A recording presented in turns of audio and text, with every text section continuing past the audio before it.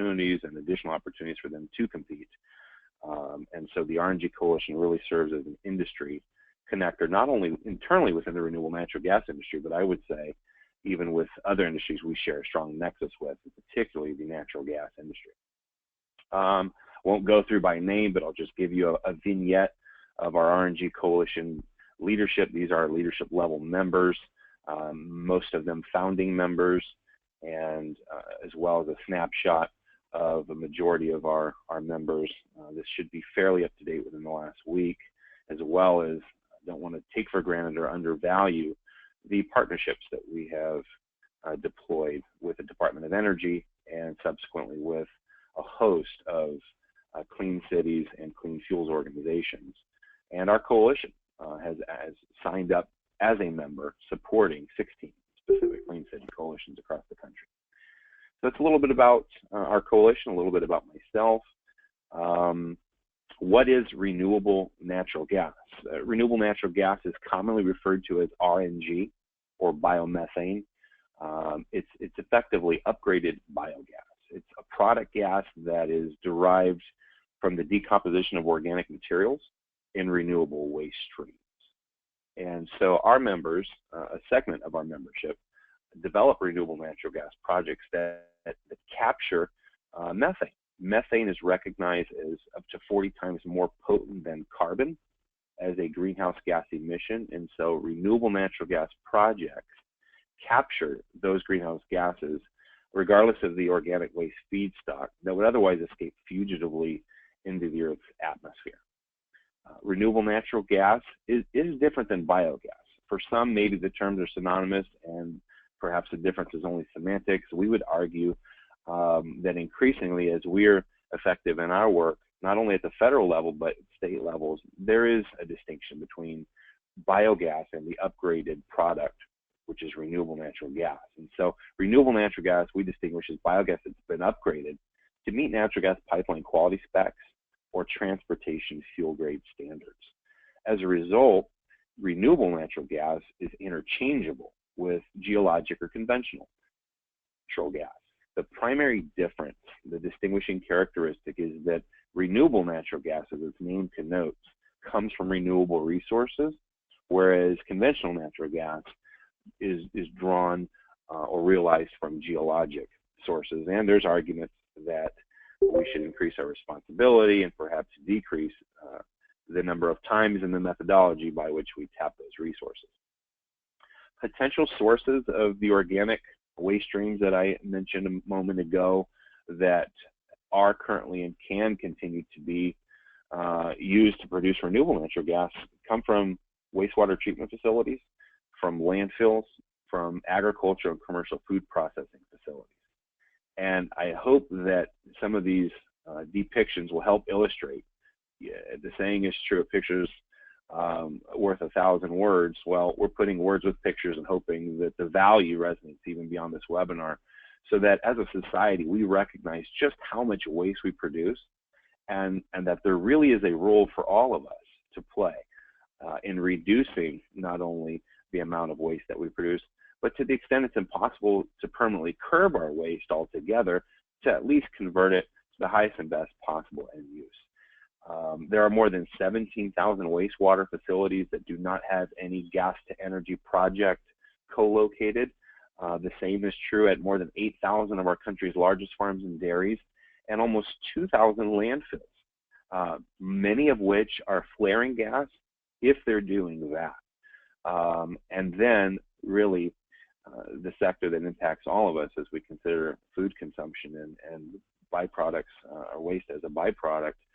In America, we waste 66.5 million tons of food per year. And again, when we look at these potential stationary feedstock sources as candidates for renewable natural gas projects, either breaking ground or taking an existing biogas project and upgrading it to an RNG project so that the product gas can be used to fuel vehicles or injected into the natural gas pipe to expand the market potential. Really, we're talking about sources that have, if we're talking municipal solid waste, at least 10,000 tons of waste in place. If we're talking about wastewater treatment plants, we're talking about those that service at least 100,000 residents.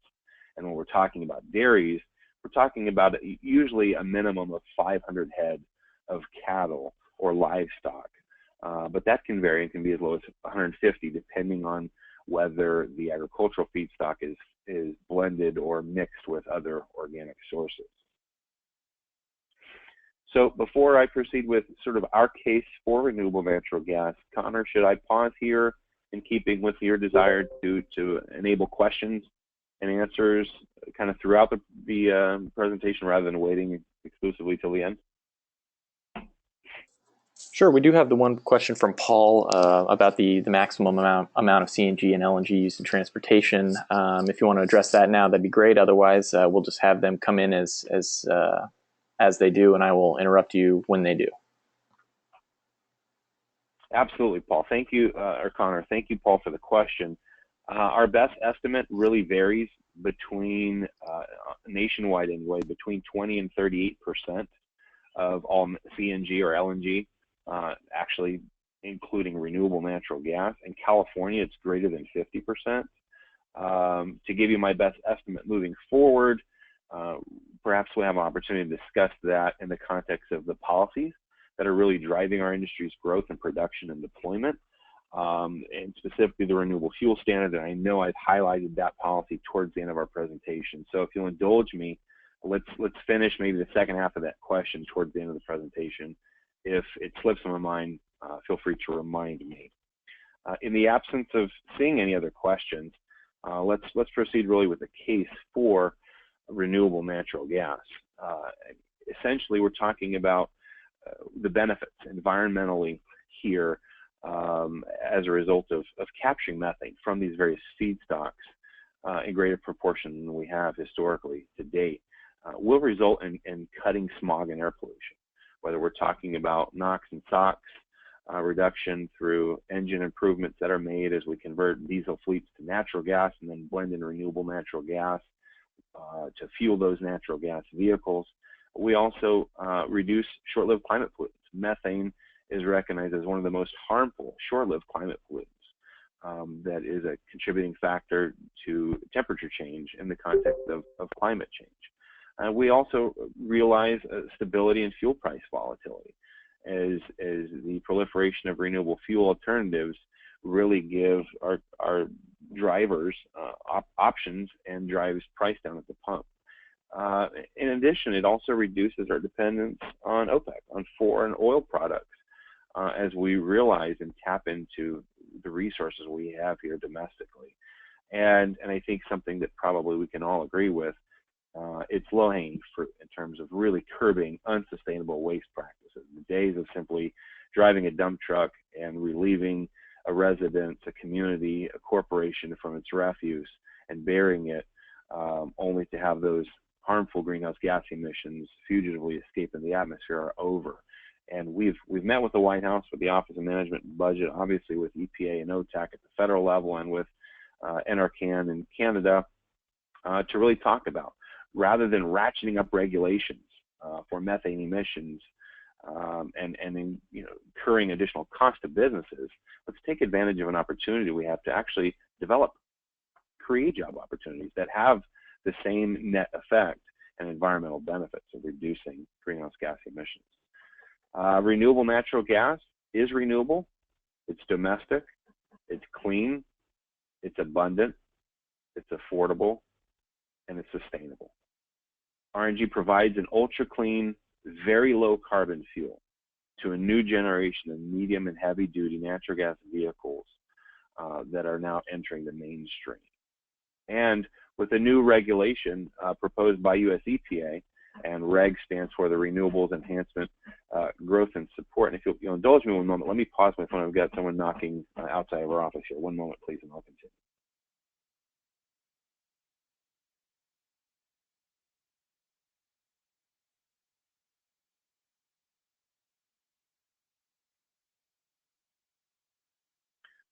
With the new, and I'm back, apologies for the interruption, with the new Renewables Enhancement and Growth Support regulation proposed by the US EPA, specifically involving biointermediate pathways, This renewable natural gas will be an essential component of all vehicle fueling, not just for natural gas vehicles for CNG and LNG applications, but potentially also as a component in the production of a renewable gasoline.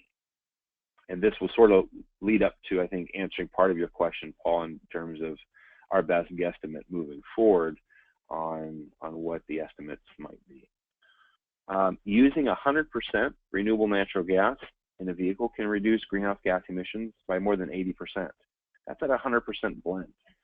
In Canada, they have an interesting reality. That is, if 5%, particularly under their renewable fuel requirements, if 5% of a biodiesel fuel supply, for example, is renewable, then the entire volume is deemed renewable. We don't quite categorize our fuels so liberally here in the States, but even if we reduced our RNG blend from 100% to 20%, we would still realize a reduction of greenhouse gas emissions between 26 and 30%. Renewable natural gas derived from some sources, particularly agricultural and livestock, it's carbon negative, which means that greenhouse gas emissions are actually sequestered during the fuel's production life cycle. Natural gas, as many of you may well be aware, with the new near-zero engines that Cummins, Westport, and others are developing, achieves a 90% reduction, lower NOx emissions, and 99% SOx reduction compared to diesel. Renewable natural gas helps create fuel security by diversifying America's fuel supply and reducing dependence on foreign oils. So let's talk briefly, again, while I'll pause here, any questions on this last section? What is renewable natural gas? Okay, hearing and seeing none. Let's talk briefly about the trajectory of the renewable natural gas industry.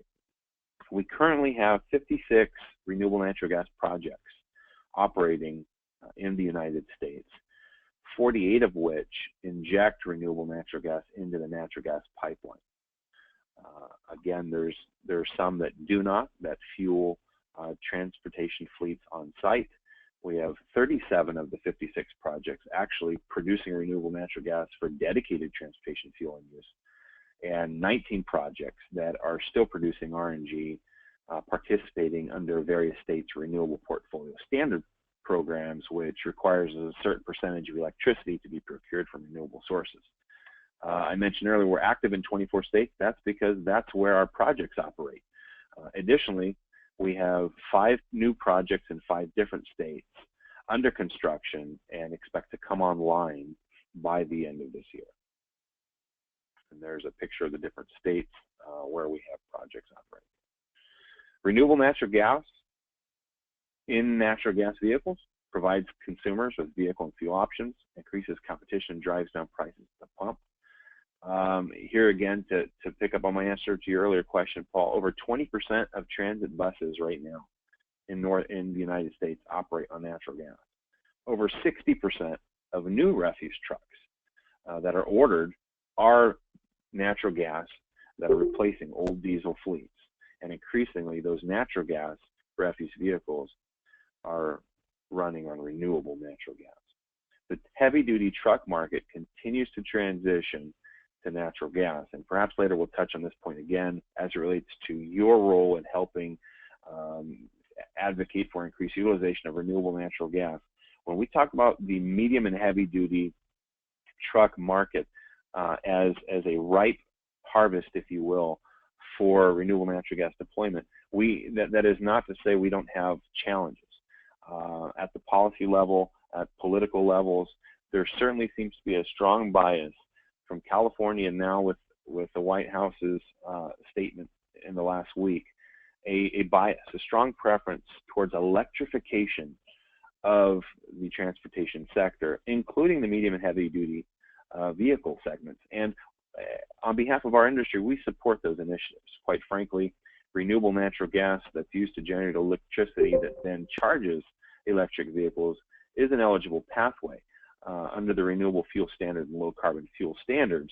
And so our industry benefits from those additional markets. But the reality is that technology simply does not exist, and it's at least 15 to 30 or more years away from solving and replacing natural gas or diesel in the medium heavy duty sector. So we have some work to do there, and maybe we'll talk about that at the end.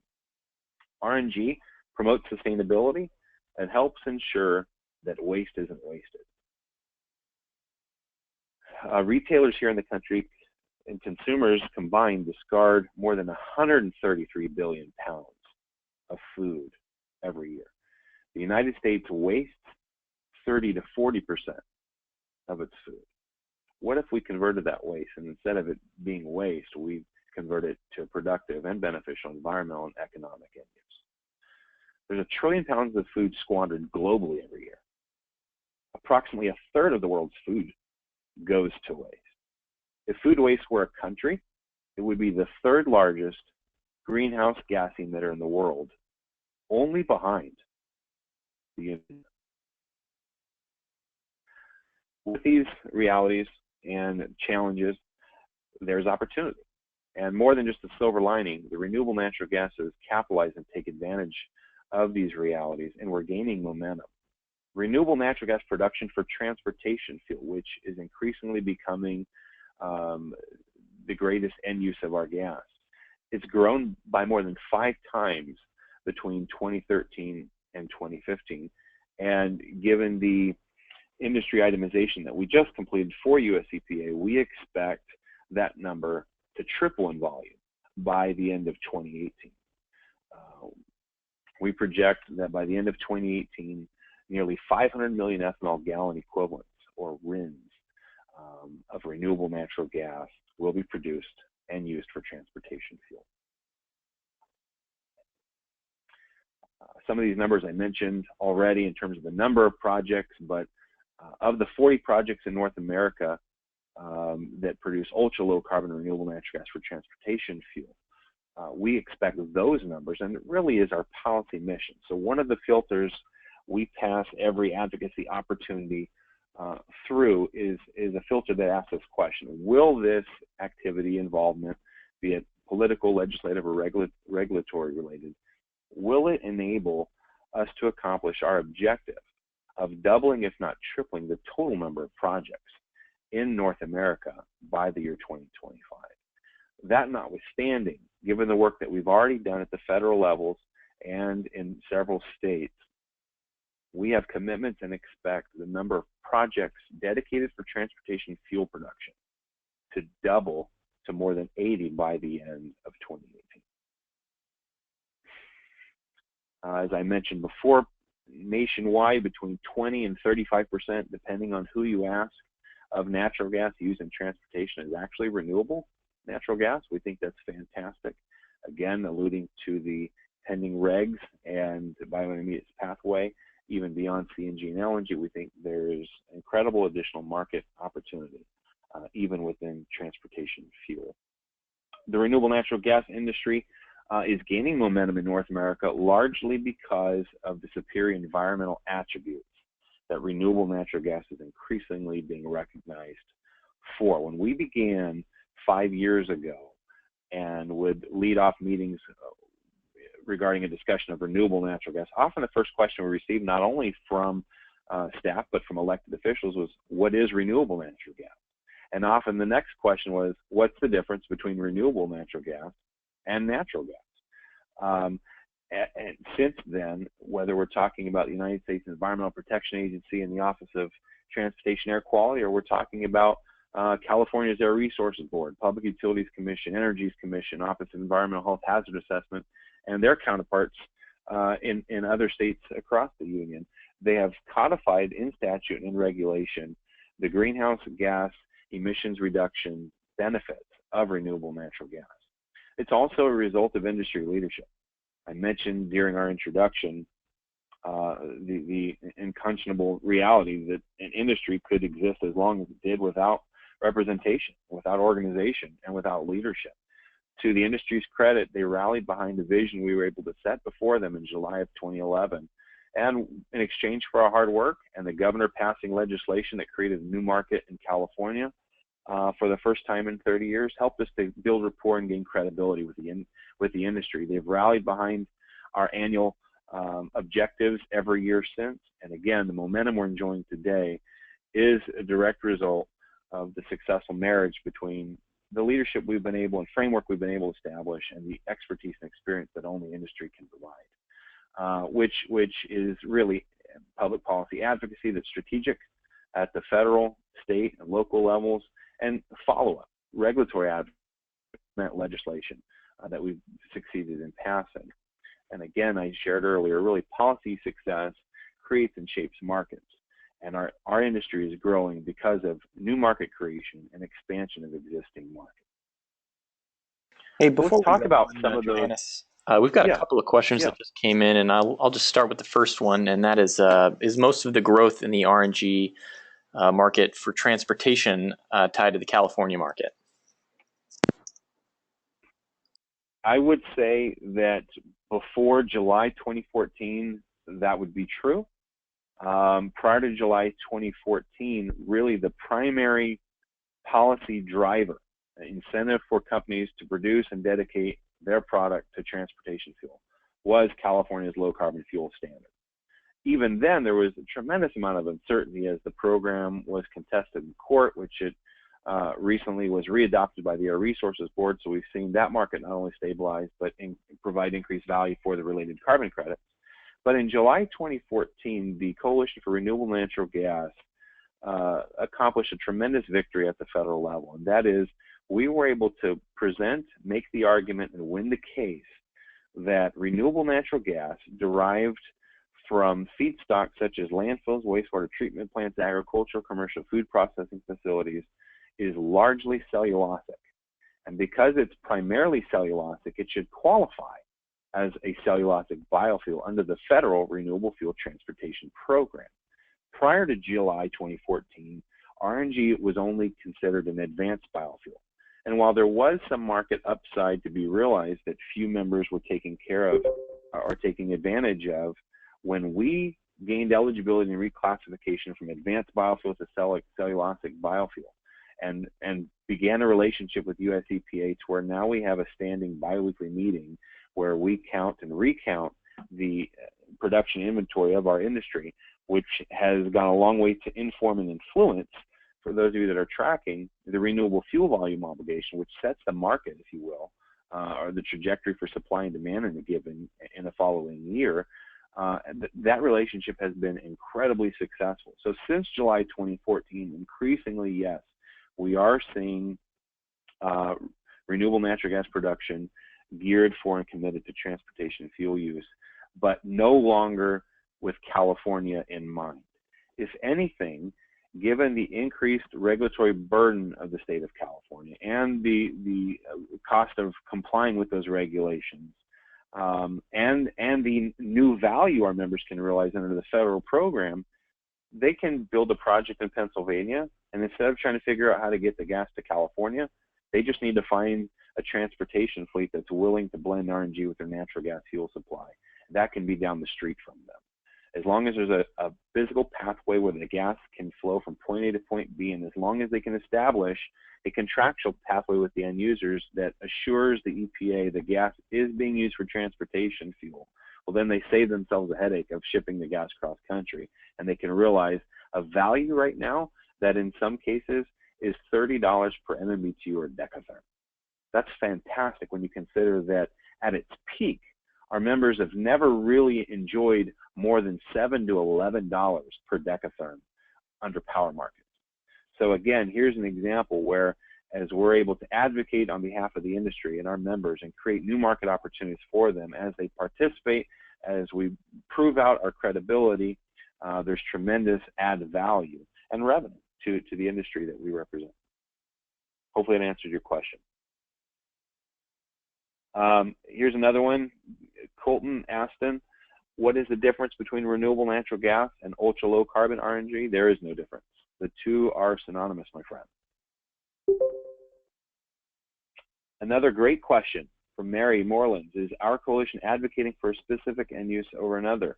Let me answer that first. Absolutely not. While we would argue probably the highest and best use from an environmental and economic standpoint is for transportation fuel, our advocacy is supportive of a truly diversified portfolio. So regardless of whether producers are using gas for generation of electric power or heat or combined heat and power, we're supportive of that, as well as we have members.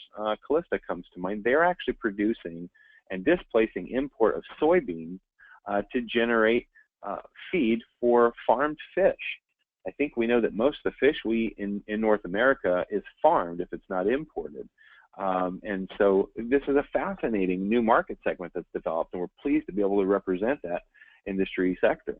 So absolutely, we are supportive. Our advocacy philosophy, which I alluded to earlier, is supportive of development of renewable natural gas regardless of the feedstock, regardless of the technology. Obviously, we want to be considerate of the environment, but in terms of water absorption versus technologies, we're agnostic, and we're supportive of an all-above-the approach in terms of the end-use applications.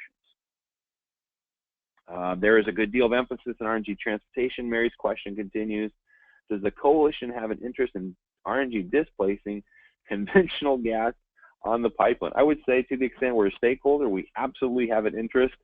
Do I think that there's possibility to displace conventional natural gas altogether in the pipeline? I do not think that's possible. There are some who with bravado would suggest that is possible. I just don't think that's realistic, at least not in my lifetime. That being said, when you blend renewable natural gas, or to the extent the volume of renewable natural gas in the natural gas pipelines increases, and you're effectively displacing small percentages of conventional natural gas, there certainly is a benefit there too, as you decarbonize the pipeline for sure. That would be our honest answer to your question, Mary. Am I missing any other questions, Connor? We've got a couple other questions here that we can either tackle now or get at the end. One from Michaela and Paul. Sure. Michaela is asking about the price of RNG. Why is it so high? Mentioning that in British Columbia, FortisBC is charging $14.41 for residential customers versus $6 for traditional natural gas. So what is the average price in the U.S. Or in various different states in the U.S.? It's a good question. First, let me address the underlying factor, which is why is the value so high? Really, it's very expensive to produce. Renewable natural gas projects are very capital and labor intensive and cost tens of millions of dollars, whether you're breaking ground or whether you're upgrading an existing biogas facility to produce pipeline or transportation fuel grade RNG.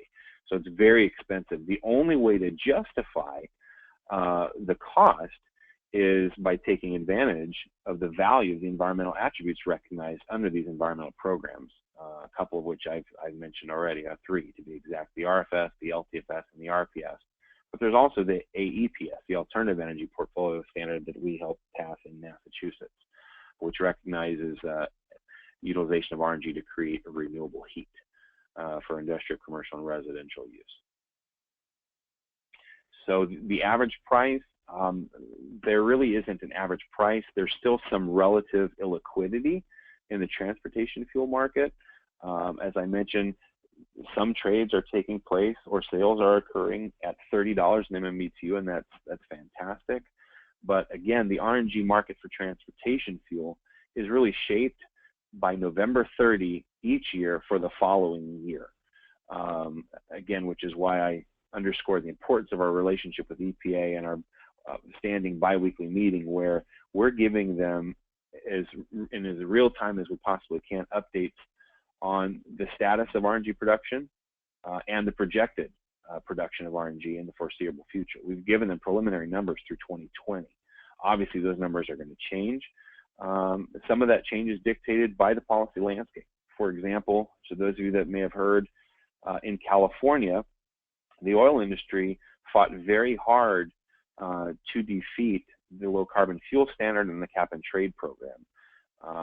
The legislative vehicle that was the focus of everyone's attention on the West Coast, I would say, was Senate Bill 32, introduced by Senator Pavley last year. She is the author of the landmark legislation 10 years ago in 2006 Assembly Bill 32 that promulgated the state's low carbon fuel standard and cap and trade programs. The language codified 10 years ago under AB 32 effectively put targets out through 2020. And so there was a perception that the LCFS program, which provides about a $5 to $6 per MMBTU per decatherm value, all the way up to as much as $24 a decatherm in value. Completely separate program from the RFS. So for this reason, for a short time, members were sending gas to California for transportation fuel, because doing so enabled them to generate a federal RIN under the Renewable Fuel Standard and a carbon credit under California's program. But this market was under fire and was certainly threatened, and so we really pulled all stops out, not only to ensure market certainty beyond 2020, but to pass the bill so that the 2030 objectives would be codified in statute. We were successful in doing that, and we had the pleasure of joining the governor for a signing ceremony of SB 32. Again, which creates LCFS market certainty for industry now beyond 2020 through the year 2030. That's an additional 13 and a quarter years of market certainty. Certainly enough time for members to develop a project and amortize the investment capital and realize a return on that investment. And what was the second question, Connor? Well, you kind of touched on it a little bit. From the question from Paul is, what are the reasons or factors that the enormous credit prices aren't bringing down prices for RNG or CNG at filling stations for transport? We saw this disconnect happen with E85, but the distribution industry is different for CNG. Well, I think, I don't know, I can't say I know definitively the answer to that, but what I can say is the value is being shared along the supply chain, right? So to the extent renewable natural gas is used by a transportation fleet, then a RIN is generated, and initially a majority of that value was the possession of the producer. However, as end users have joined our coalition and become more educated, they are now negotiating the value of that to share it in the commodity or the attribute value. And so effectively, in some cases, natural gas end users that are switching to RNG are getting renewable natural gas almost at a discount, or natural gas at a discount for what they're currently paying. And again, I know there's other market factors that contribute to that. And again, I don't claim to be the market expert on why that reality is true in certain jurisdictions and not in others. But this is a fairly new market. One of the things we've tried to educate the industry as it relates to market uncertainty, keep in mind that what creates these markets to begin with, it's public policy. And the very nature of public policy is that it's an ever-shifting landscape. Sometimes the tectonic plates move exceedingly slow, other times they grind exceedingly fine. But they are shifting. And so really the reason why the coalition was founded was not to simply enact policy that we could hang our hat on and grow an industry by, but really to promote and to defend what it is that our industry does, regardless of the policy. I used SB 32 as an example. We were instrumental in passing that bill, but we were fully prepared to negotiate with oil. If SB 32, if we were unsuccessful in getting the number of votes, okay, then what do we need to do then to ensure market access so that renewable natural gas development can continue in the country? Great. Thank you, Johannes, for taking care of those. We are all caught up, so I think we can get back to it. If anyone has any more questions, please type them in the box. Thank you. And I realize that we are right at 10:45, probably when you anticipate I would have concluded at least my presentation, but let's try and power through. I've only got 10 slides left. No worries, Johannes. We usually go till 11, so you're in good shape. Okay. Got it. Okay, excellent. Some of the RNG policy drivers, we've already begun touching on some of these, but I'll list a few here. Maybe we won't discuss all these today, and maybe the values as a leave behind. Certainly happy to take any follow-up questions even beyond today. The RFS in the United States, the RNG standard adopted by Canada, which is fantastic. We've worked very closely with Canadian Gas Association in implementing that, which was significant, right? In the United States, we did not, at least in California, we did not initially have the natural gas utility companies on board. Very pleased that that reality has changed, and SoCalGas, Semper Utility, has joined our coalition as last year as a leadership level member, and I think that's a tremendous statement and of good faith. And SoCalGas, as recently as yesterday, has released articles to the general public affirming their support of RNG and pipeline access for RNG, which is a change in California. Again, I would jump down all the way through LCFS, cap and trade, renewable portfolio standards, which we've touched on, as well as the AEPS, and give you kind of a closer look into the weeds. These are some of the specific legislation, pieces of legislation, Assembly and Senate bills that we have passed in our short-term history. And I list these California-specific bills because of our West Coast focus today, and because the impact, the ripple effect, for better or worse, often as goes California, so goes the rest of the country. I mentioned AB 1900 as a bill Governor Jerry Brown signed in our first year of existence, which was introduced specifically to promote the development of biomethane from a diversity of feedstocks in California. And the reason for that bill was because in 1988, there was a vinyl chloride leak at a hazardous waste landfill. There was a huge public outcry, and then Senator Tom Hayden, who was married to Jane Fonda, responded.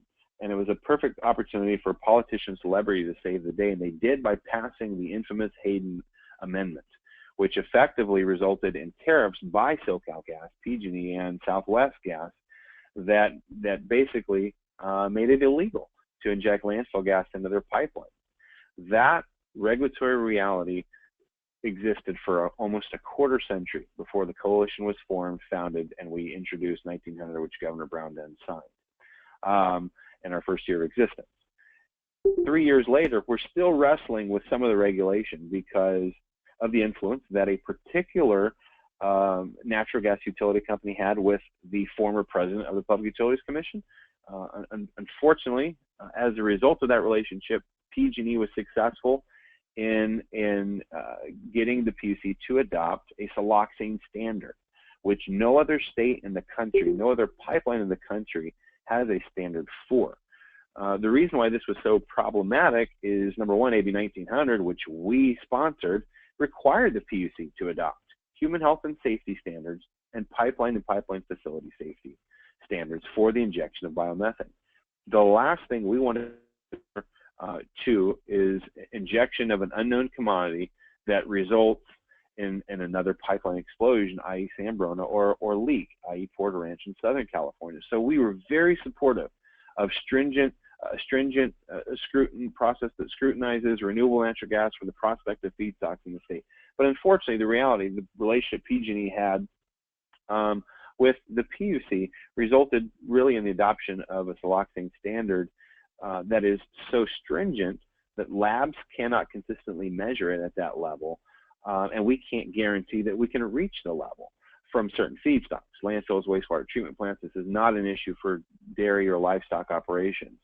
And consequently, because we can't guarantee that we can meet the standard, the repercussion is if you fail to meet the measurement, your entire revenue stream, the biogas or the biomethane flow is shut out of the pipeline. So that's AB 1900. That's some of the work we're doing. Fortunately, Governor Brown this year has said once and for all he's committed to fixing California's biomethane pipeline standards, and he backed that statement up with language in Senate Bill 840, which now requires the California Council on Science and Technology to reassess the PUC standards adopted by the PUC in the context of every other state standard that accepts renewable natural gas, and then make a recommendation for those changes. So that process could take 2 months. We don't like that additional delay, but with the governor's support, we do believe this will finally, once and for all, open up the in-state market in California so that in-state sources of renewable natural gas can gain access to the pipeline. It's the ultimate irony. California, for at least 10 years, has accepted renewable natural gas from states as far away as Pennsylvania. And they're able to do so because they can quantify the dilution, which then eliminates any concern they may have regarding heating value or siloxane. But again, do not have access yet in state. AB 1900 SB 840 should change that. So these are some of the policies that are driving success. SB 350 increased renewable portfolio standard from 33% to 50%. SB 32 builds on AB 32, as I mentioned, and extends the low carbon fuel standard and statute for cap and trade programs to 2030. SB 1383, which we helped pass and the governor signed last week, dedicates funding for pilot projects, renewable natural gas pilot projects from dairy and livestock, and also promotes the use of renewable natural gas as part of the state's short-lived climate pollution action plan. These are some of the policy drivers, and again, I'll allow you to review this later. I won't go back through the specifics as it relates to these policies specifically. Perhaps we can at least conclude my chat here and transition to a discussion about the role that perhaps some of you can play in realizing a clean fuel future, whether that's fuel used for transportation, for heat, for combined heat and power, for renewable plastic generation, or for new innovation like fish feed at fish farms. It really begins by socializing renewable natural gas, sharing the value of it with others, with friends, with colleagues, with family members, with colleagues, professional colleagues, as well as with the general public. More specifically, as natural gas pipeline utility companies, it's continuing to support reasonable renewable natural gas pipeline access or interconnection requirements. We have 3 states that we have had to work with and sort of talk off the ledge, as they were already in one state's case filing a tariff to copy and mimic California's pipeline access standards. And fortunately, we are organized, and as an industry, we now have a platform and a voice where we could show the net effect of California's mistakes. And that is, since these LOXA minimum heating value standards were adopted, no new projects have been developed. That certainly has not been the intent of other states, those that we're working with that I've mentioned, and so they've been able to backpedal. We appreciate that, and I would underscore again, access to natural gas pipeline is imperative for the success and deployment of the commodity that our industry produces and services. Additionally, provide support to the extent possible to offset costs of renewable natural gas pipeline interconnections. California did this. They set aside $40 million to help offset the cost. We helped to pass Assembly Bill 2313 this year, which expands that amount from $1.5 to $3 million in eligibility per project. That's fantastic. As soon as we get our pipeline access issues fixed out in California, we'll be able to take advantage of that monetary incentive program. So to the extent BC has a program where it's, I think, really come a long way and going to go a long way towards promoting use of renewable natural gas. I didn't get into this just because at the invitation to speak in March in Portland before the Northwest Gas Association's executive board meeting, I shared some of this detail, but there are nearly 1,000 biogas projects that exist nationwide. There's thousands of other candidate projects that don't have any gas to energy facility on site. To the extent, and no doubt there exist, such facilities in your jurisdiction, in your pipeline territories, do what you can to support the upgrading of biogas projects to renewable natural gas projects. And then last but certainly not least, in the context of transportation fuel, if you have old diesel fleets, rallying support to convert those to natural gas vehicles, CNG or LNG, and then incorporating renewable natural gas as the lowest carbon intensity transportation fuel currently available into your NGV fleet or fueling stations will go a long way towards helping us work together and realizing a clean fuel future.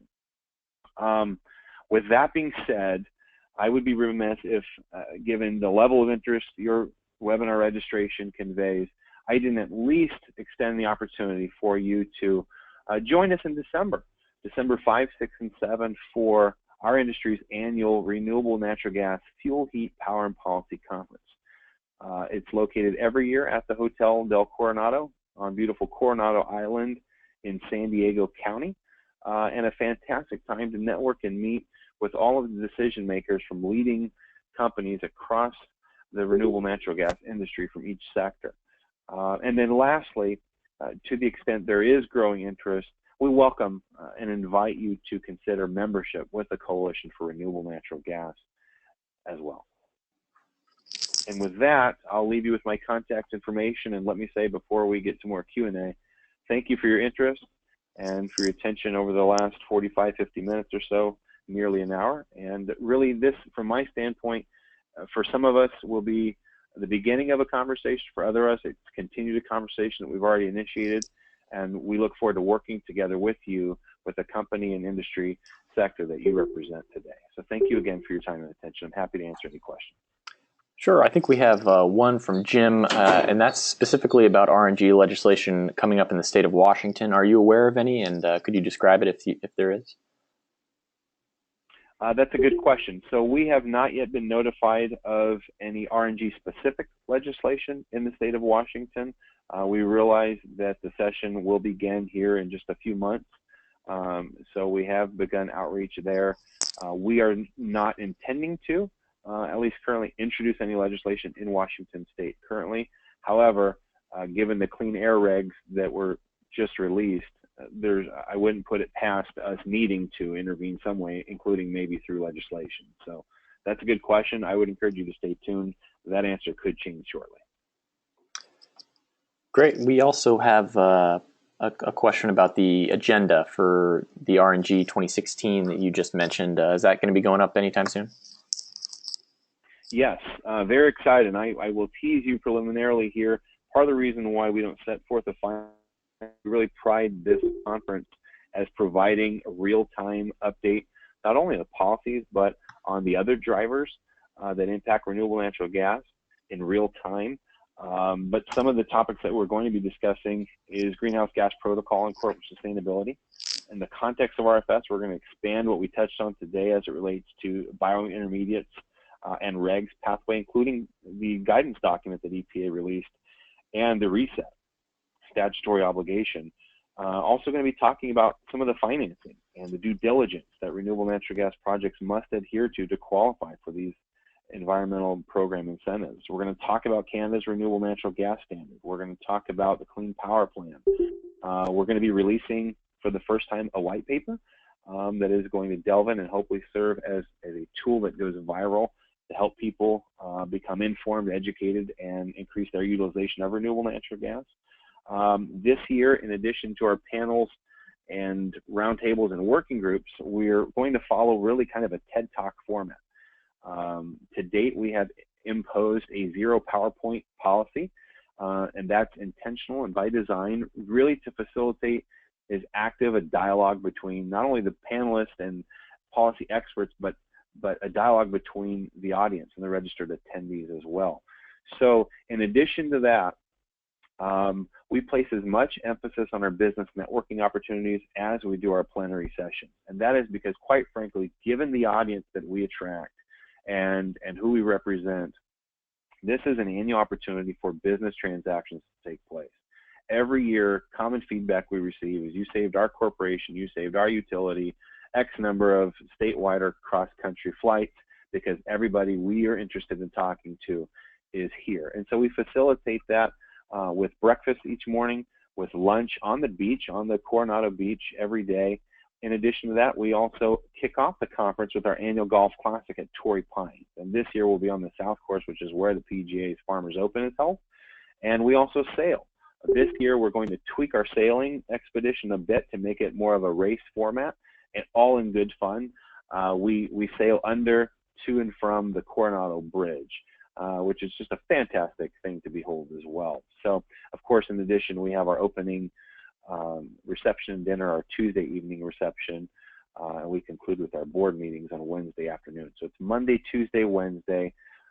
Certainly happy to follow up to provide those interested in attending with a direct link where you can reserve your rooms online and where you can register and even consider sponsoring this year's RNG Fuel Heat Pile and Policy Conference.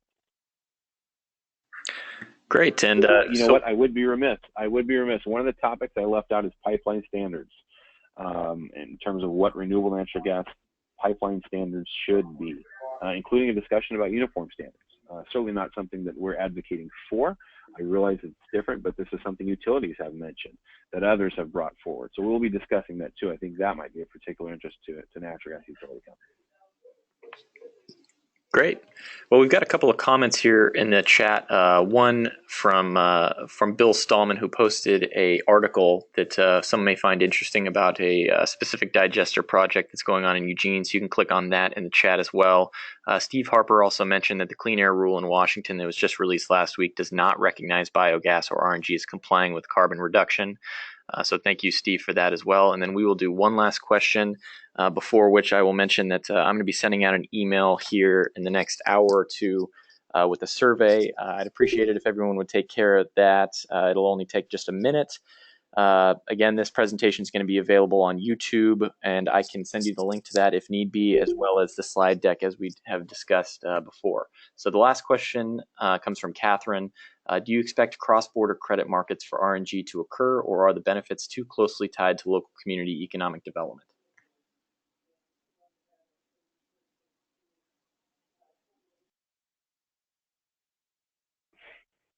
It depends. I would say it depends on which policy, which market driver we're talking about. If you're talking about the Federal Renewable Fuel Standard, if we're talking about cap and trade, if we're talking about low carbon fuel standard, then it varies really from program to program and state to state, province to province. We're working with Canada right now. That's one of the things that feedback we've received is that while we appreciate the global greenhouse gas emissions that we're reducing by developing renewable natural gas, and now with the implementation of an RNG standard in California, we want to use that gas here in Canada. And so the conversation that we're continuing to have is how to go about doing that without creating a mandate. That was sort of their preface. So we'll support this, but not as a mandate, sort of as a volunteer without any real enforcement mechanism. So that's a challenge. We're up for the challenge, I think. We support creating as many additional markets as possible. But in the context of cap and trade, we're already seeing the Pacific Coast collaboration, right? With Washington, Oregon, California, and British Columbia. And I think that there's a real conversation about further expansion, and also with Ontario. So I mean, that could extend federally, that could extend potentially internationally with Canada and the US. These are all certainly forward-leaning thoughts that we're giving thought to, and hopefully that helps at least partially answer your question here in the short term, Catherine. Great. Well, thank you so much, Johannes, for doing this. Really appreciate it, as well as for everyone for tuning in. I will be in touch shortly again with the survey, and looking forward to seeing all of you again next month. Excellent. Thank you, Connor. Thank you, Northwest, and all of your members and those who've participated today for your question. Certainly, to the extent you did not have the opportunity to ask a question or for me to answer that, you have my contact information, and we're happy to continue the dialogue with you going forward. Perfect. Thanks again for your support of RNG.